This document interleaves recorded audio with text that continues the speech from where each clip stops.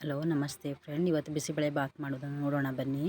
ಒಂದು 50 ಗ್ರಾಮಷ್ಟು ಬೆನೀಸು, 2 ಕ್ಯಾರೆಟು, 1 ಗೆಡ್ಡೆಕೋಸು, ಹಸಿ ಅವರೆಕಾಯಿ ಸೀಸನ್ ಇರೋದ್ರಿಂದ ಅವರೆಕಾಯಿ ಹಾಕಿ ಮಾಡಿದರೆ ಚೆನ್ನಾಗಿರ್ತದೆ. 1-2 ಹಿಡಿಯಷ್ಟು ಅವರೆಕಾಯಿ, 1 ಆಲೂಗೆಡ್ಡೆ, 100 ಗ್ರಾಮಷ್ಟು ತೊಗರಿಬೇಳೆ ತೊಳೆದಿಟ್ಟಿದ್ದೇನೆ.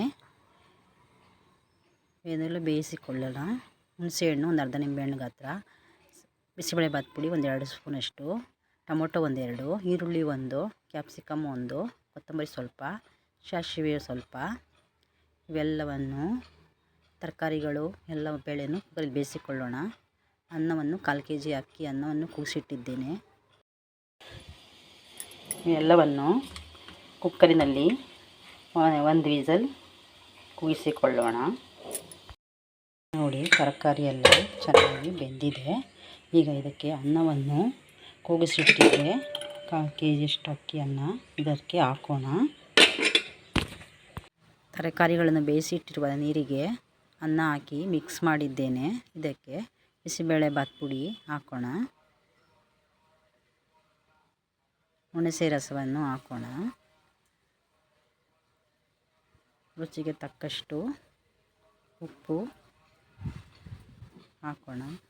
ಹಾಕಿ ಎಲ್ಲವನ್ನು ಚೆನ್ನಾಗಿ ಮಿಕ್ಸ್ ಮಾಡಿ 1 ನಿಮಿಷಗಳ ಕಾಲ ಬೇಯಿಸೋಣ. ಇದು 1 ನಿಮಿಷಗಳ ಬೇಯಲು ಬಿಡೋಣ.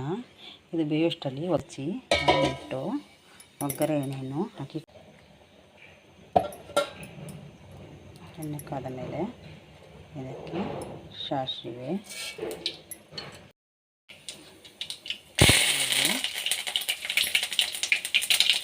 ಈರುಳ್ಳಿ,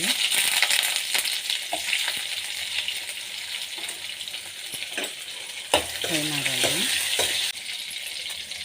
ಕ್ಯಾಪ್ಸಿಕಮ್ ಹಾಕೋಣ. 1 ನಿಮಿಷ ಟೊಮೊಟೊ ಹಾಕೋಣ. ಅದನ್ನು ಎಲ್ಲವನ್ನು ಮಿಕ್ಸ್ ಮಾಡಿ ಫ್ರೈ ಮಾಡಿಕೊಳ್ಳೋಣ. ಟೊಮೊಟೊ, ಕ್ಯಾಪ್ಸಿಕಮ್, ಈರುಳ್ಳಿ ಎಲ್ಲ ಚೆನ್ನಾಗಿ ಫ್ರೈ ಆಗಿದೆ. ಇದನ್ನು ಬಿಸಿಬೇಳೆ ಬಾತ್ಗೆ ಹಾಕೋಣ. ನೋಡಿ, ಇದಕ್ಕೆ ಹಾಕೋಣ.